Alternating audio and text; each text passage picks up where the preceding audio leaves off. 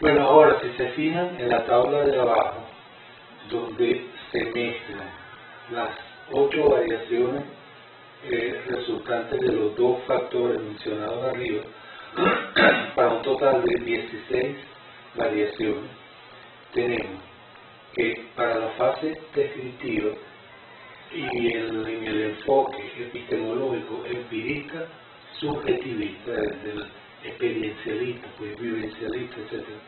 Tenemos en la fase descriptiva el ejemplo de Diane Fossey, la que aparece en la película Gorillaz, en la niebla, donde ella describe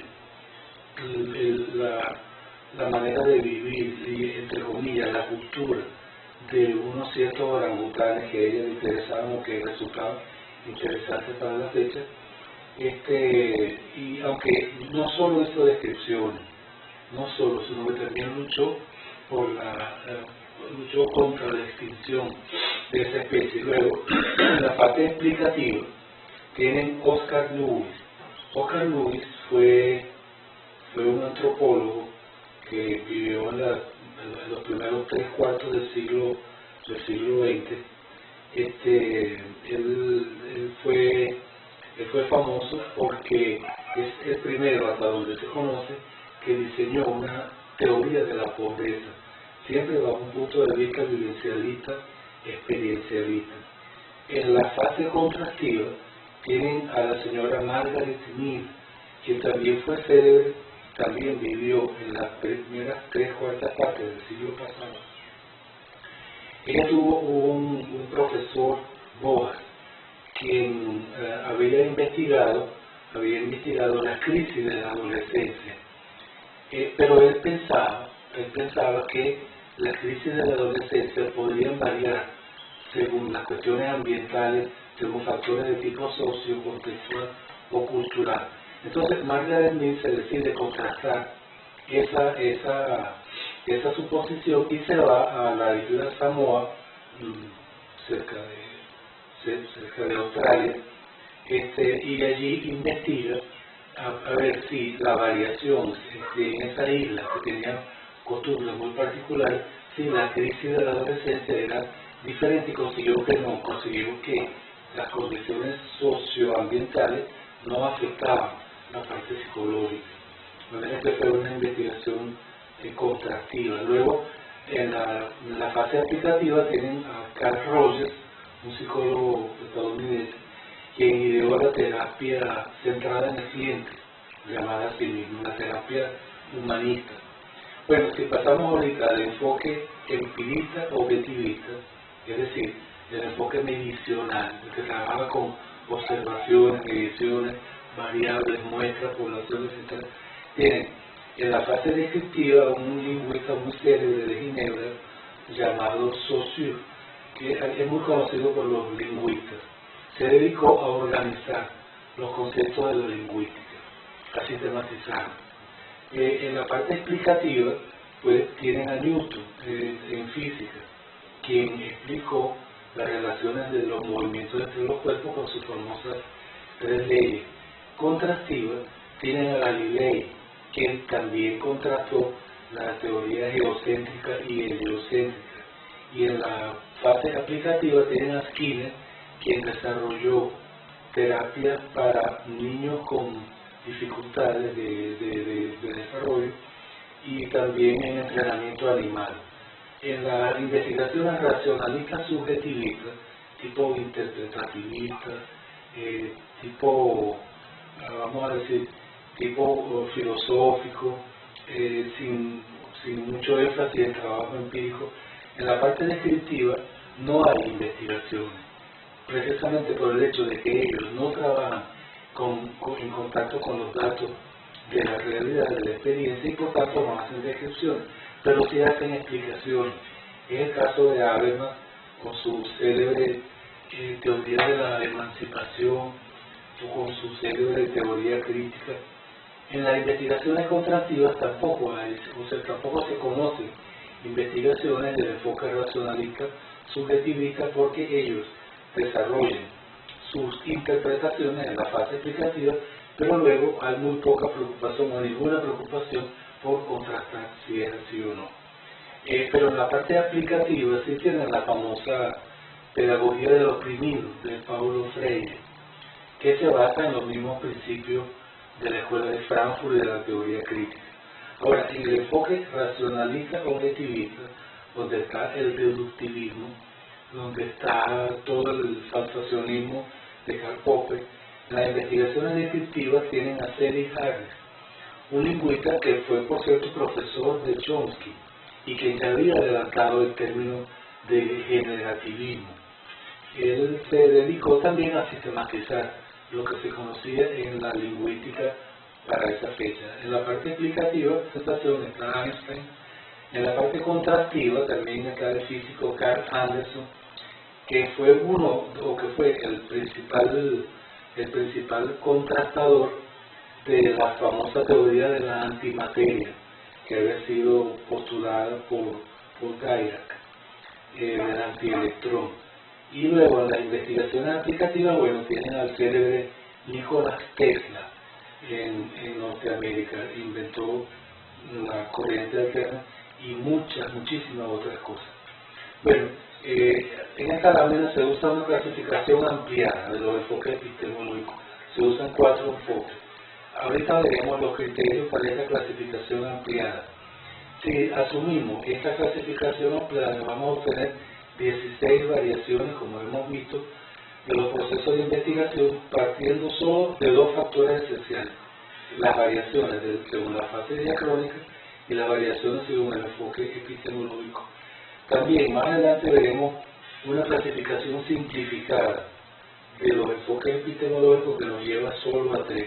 Y veremos también la procedencia evolucionista del concepto de los enfoques epistemológicos. Tenemos aquí los criterios para obtener clases de enfoques epistemológicos. Miren, el primer criterio es la relación entre el individuo y la realidad, que antes, con un enfoque filosófico de la epistemología, llamamos componente ontológico, que se refiere a la realidad.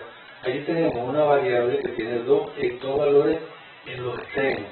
En un extremo tienen el objetivismo, según el cual la realidad existe independientemente del individuo. Y en el extremo opuesto, en el centro, tienen un deslizador, que quiere decir que es una variable continua y que se puede deslizar más hacia la izquierda o más hacia la derecha. De manera que hay objetivismos radicales y objetivismos moderados, así como subjetivismos radicales y subjetivismos moderados. En el subjetivismo existe la convicción de que la realidad no existe, sino que es una función de la conciencia del individuo. El individuo crea la realidad.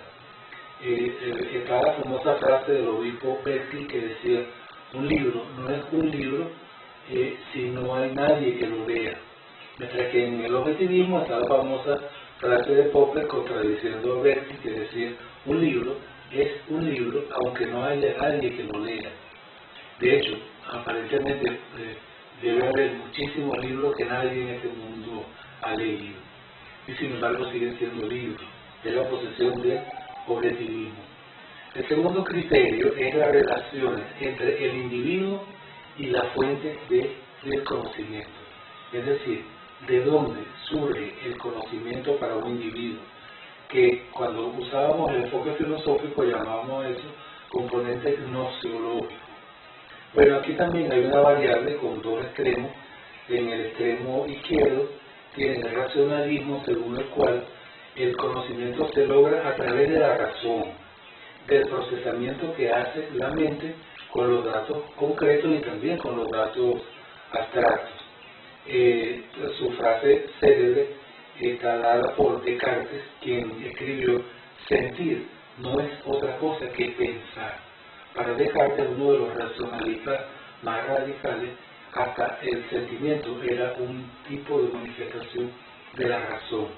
En el otro extremo tienen el empirismo, según el cual el conocimiento se logra a través de los sentidos, del contacto del individuo con las cosas, es decir, a través de las experiencias individuales. La frase que lo caracteriza es de Locke, que dice: ningún conocimiento humano puede ir más allá de su experiencia. Es decir, la experiencia, el contacto de los sentidos con la realidad, eso es lo que produce el conocimiento y no hay que ir a buscarlo más allá de esa experiencia. Bueno, el tercer criterio es la variable que se genera de las relaciones entre el individuo y la colectividad, que desde un punto de vista filosófico llamamos, o podemos llamar componente axiológico. Aquí tienen una llamada, un asterisco, donde dice que este componente fue añadido por la doctora Ángela Aguilar Ramírez en el libro que se menciona a continuación, pero cuyo origen es su tesis doctoral. Ella le añade este componente al modelo de variabilidad de la investigación científica para dar cuenta de las diferencias entre aquellas investigaciones que solo están en función del provecho egoísta del individuo, de aquellas otras investigaciones que están en función del provecho de toda la colectividad y de las comunidades mundiales. Se distinguen entonces dos valores, también una variable continua, donde por un lado está el individualismo, según el cual el conocimiento es privilegio del individuo y de sus intereses circunstanciales. Está la famosa frase de Orange, que dice: medir a los otros por nuestros gustos y disgustos, no por sus necesidades, sino por nuestras preferencias. En esta filosofía, en esta convicción, resulta que la investigación debe estar en provecho del individuo y no hay que ver mucho más allá del individuo. En el otro extremo opuesto está el colectivismo, según el cual el conocimiento responde a los intereses de la colectividad, de la paz y del bienestar individual. Una frase importante es la del venezolano Marcel Roche, que dice: nuestra sociedad es una sociedad injusta, desigual, y los mayores beneficios de la ciencia y de la tecnología corren el riesgo de concentrarse en pocas manos y en pocos bolsillos. Este es el tipo de investigación que está en función de los intereses de la gran mayoría, a diferencia de aquellas otras investigaciones que son ultra secretas porque están solo en función de intereses de los privilegiados y de intereses de muy pocos beneficiados. Ok, según todo lo que hemos visto, tenemos en la versión extendida, tenemos las siguientes clases de enfoque epistemológico. Miren, según la fuente del conocimiento, que fue lo que vimos en la lámina anterior, tenemos racionalismo y empirismo. Según la relación del individuo con la realidad, tenemos subjetivismo y objetivismo. Y según la relación individuo-colectividad, tenemos individualismo y colectivismo. De manera que, llenando la celda, tenemos que en la primera celda se mezcla el racionalismo con el subjetivismo. Los representantes de los cuales ustedes se pueden valer para entender en qué consiste el racionalismo subjetivista, me parece a mí básicamente en los escritores, en los autores de la llamada Escuela de Frankfurt, los que trabajaron la teoría crítica, la teoría de la emancipación, y también aquí en la América Latina lo que se llamó la Escuela de Cuernavaca, una escuela para el cambio en educación. En la otra celda a la derecha, dentro de la misma fila, está el empirismo subjetivista. El empirismo subjetivista es el vivencialismo, el experiencialismo, el que trabaja en escenarios donde se produce el fenómeno que interesa y allí buscan ponerse en el lugar del otro, allí buscan vivir lo que viven los demás, y realmente es bajo este enfoque donde tiene sentido hablar de la investigación de los objetos que se pueden, de las situaciones o procesos que se pueden vivir. Ya saben que bajo el racionalismo deductivista lo que se investiga es aquella clase de procesos que se pueden calcular, que se pueden pensar, mientras que para el empirismo medicinal, el empirismo inductivista, lo que se puede investigar es aquella clase de procesos que se pueden observar. Bueno, tenemos en la fila que sigue objetivismo, tenemos el racionalismo objetivista, como el caso de Popper, como el caso de Einstein, como el caso de Darwin, el caso de Freud, el caso de Chomsky, el caso del 98% de las investigaciones de la segunda mitad del siglo XX hasta ahorita. Y tenemos en la otra acera el empirismo objetivista, que es el empirismo medicional, el que le gusta trabajar con diseño probabilístico, diseño estadístico, etc. Fíjense, el enfoque 3, la relación entre el individuo y colectividad, la que da individualismo y colectivismo, miren, si se fijan bien, si lo piensan, no genera variaciones al interior de la estructura de los procesos de investigación, sino solo en el entorno sociocontextual. Por eso, este enfoque 3 pertenece más bien a la estructura sincrónica y no a la estructura diacrónica. Sin embargo, hay que considerar que si se desea que esta teoría no deje por fuera ninguno de los casos que pretende explicar, hay que considerar este componente, pero claro, no dentro de la estructura diacrónica, porque en efecto, fíjense, la lógica estructural de una investigación individualista no es diferente a la lógica estructural de una investigación colectivista. La operación de los procedimientos, los métodos, son los mismos, tanto si se trata de un investigador individualista y egoísta, como si se trata de un investigador colectivista y, digamos, amplio en función de la mayoría. Las operaciones de investigación no varían en virtud de ese componente, pero sí varían en lo que se refiere al aspecto sociocontextual de la parte sincrónica que vamos a ver, en lo que se refiere a la difusión del conocimiento, a la promoción del conocimiento. Bueno, finalmente, en el gráfico que tienen al final, ustedes tienen, digamos, una repetición de la tabla anterior. Tienen 3 variables: la fuente del conocimiento, racionalismo, empirismo. Tienen la segunda variable en el medio, relación individuo-realidad, y la tercera variable, el otro extremo, la relación individuo-colectividad. Esto debería leerse aproximadamente así: si se es racionalista, entonces o se es objetivista o se es subjetivista. Si se es objetivista, se es individualista o se es colectivista.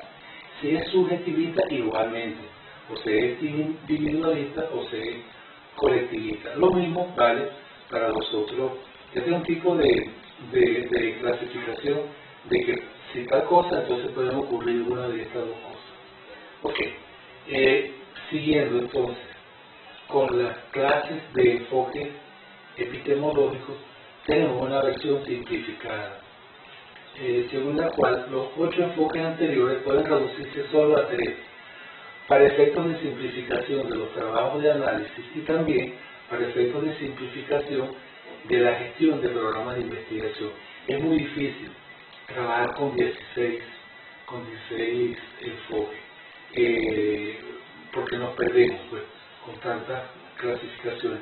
En cambio, si se pueden reducir a 3, nos resulta más fácil no solo gestionar investigaciones dentro de un departamento investigativo, sino que también nos es más fácil el análisis para quien quiera evaluar investigaciones. Ahora, ¿sobre qué base se hace la simplificación? Porque fíjense, todo hay que justificarlo y argumentarlo. Se logra esta simplificación sobre 2 bases. Primero, la variable axiológica de Aguilar 2015, que es la variable individualismo-colectivismo, de las relaciones entre individuo y sociedad, esa se ubica en la dimensión sincrónica, debido a que, como ya se dijo, no genera variaciones estructurales, lógicas, de las investigaciones, sino variaciones sociocontextuales, consideradas dentro de las variaciones sincrónicas. Con esto solo quedarían 4 enfoques epistemológicos por ahora, derivados de las 2 primeras variables. Pero todavía se puede hacer la simplificación en virtud de una segunda consideración, es que unimos en un solo enfoque el subjetivismo empirista con el subjetivismo racionalista. Fíjense por qué. Porque la única diferencia entre ambos es el énfasis que ponen en el trabajo empírico. Pero el sistema de convicciones, que es más relevante para ambos, al punto de que permite verlo como uno solo, es el énfasis en la conciencia individual. De hecho, el método y las técnicas de trabajo son exactamente las mismas para ambos casos. Está, por ejemplo, la hermenéutica, la interpretación, la búsqueda del simbolismo sociocultural subyacente, la fenomenología, etc. Entonces resulta más importante la convicción subjetivista que la convicción empirista o la convicción racionalista, que en realidad no ejerce demasiada influencia sobre los resultados concretos. Una investigación de Habermas, por ejemplo, también usa la hermenéutica, usa la fenomenología, igualito que una investigación de Alfred Schutz, por ejemplo, la etnometodología o lo que llaman investigación cualitativa, igualito hace uso de la hermenéutica, de los diseños etnográficos, de los diseños fenomenológicos. La única diferencia, miren, es que aquel no hace trabajo de campo y este sí, pero esa diferencia no es relevante a la hora de que ustedes quieran gestionar investigaciones.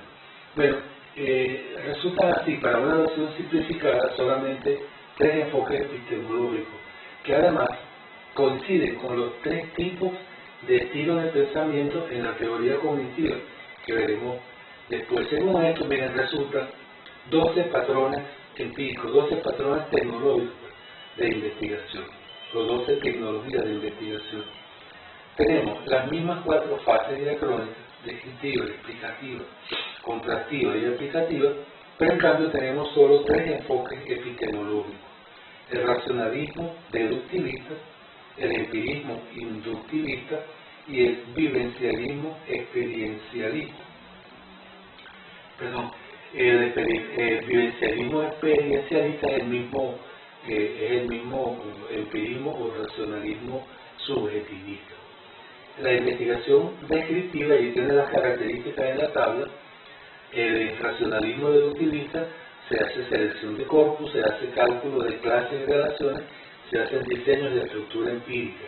En ese mismo enfoque, la fase explicativa trabaja con formulación de hipótesis, con derivación progresiva a partir de la hipótesis, con crítica o detección de errores en esas derivaciones, luego con el diseño de un modelo teórico y finalmente con la validación del modelo, que puede ser validación lógico-formal, ¿no? O puede ser validación experimental. La contrastación, como ya le dije, puede haber una validación, vamos a decir, lógico-formal, que comprueba 3 clases de cualidades: la prueba de consistencia, la prueba de completitud y la prueba de independencia. Están además las pruebas empíricas, que son aquellas pruebas que someten la teoría a falsaciones experimentales. Finalmente, la fase aplicativa para el racionalismo deductivista hace un diagnóstico que tiene base lógica, hacen una búsqueda teórica, hacen una aplicación de la teoría al diagnóstico, formulan el prototipo de acción que se va a proponer, y finalmente se valida el prototipo. Esta validación sí es experimental. Pero fíjense, para el enfoque empirista inductivista, el medicional, el tipo positivista, del círculo de Viena, la fase descriptiva tiene, como ya han visto ustedes en los manuales de metodología, tiene operacionalización de variables, la colección instrumental de datos, organización de datos según variables. En la fase explicativa tiene un diseño experimental, la planificación del experimento, la ejecución del experimento y el análisis y discusión de resultados. Basta que ustedes vean los experimentos que existen en farmacología, los experimentos que se usan para determinar la utilidad de determinados fármacos, y ustedes verán que el sistema de investigación es exactamente el mismo, siempre con un grupo control, un grupo experimental y luego una correlación múltiple o un análisis de varianza. Al final se decide si hubo o no diferencia significativa de media entre ambos grupos para llegar a la conclusión de que el fármaco sirve o no sirve, o hasta qué punto sirve. En la fase contrastiva, este mismo empirismo inductivista tiene pruebas empíricas y pruebas lógicas, igualitos que en el racionalismo deductivista. En la aplicativa hacen un diagnóstico de base aritmética, de base estadística. Tienen una búsqueda teórica, aplican la teoría al diagnóstico, formulan el prototipo y validan el prototipo. Si se fijan, la fase aplicativa no diferencia mucho entre racionalismo deductivista y empirismo inductivista. Si vamos a la parte vivencialista, experiencialista, tienen para la parte descriptiva la selección del escenario o del caso, eso resulta importante. Luego tienen la definición de las unidades de análisis. Las unidades de análisis, se usan en todos los casos de la investigación vivencialista, experiencialista, y se refiere a las fuentes que proporcionan los datos. Luego, las categorías de análisis, que equivalen grosso modo a la variable del empirismo inductivista, les permite categorizar los datos. Y finalmente, la colección y la organización de los datos en función de las categorías de análisis. De la parte explicativa, se hace un diseño vivencialista, se planifica el diseño, se ejecuta y se valida los resultados, se valida con los mismos actores de la investigación. Tienen una validación externa por expertos y tienen una validación interna por actores de la investigación en la fase contrastiva. En la fase aplicativa también tienen un diagnóstico, pero de base consensual. Tienen la búsqueda teórica, aplican la teoría al diagnóstico, formulan también el prototipo de acción y validan ese prototipo.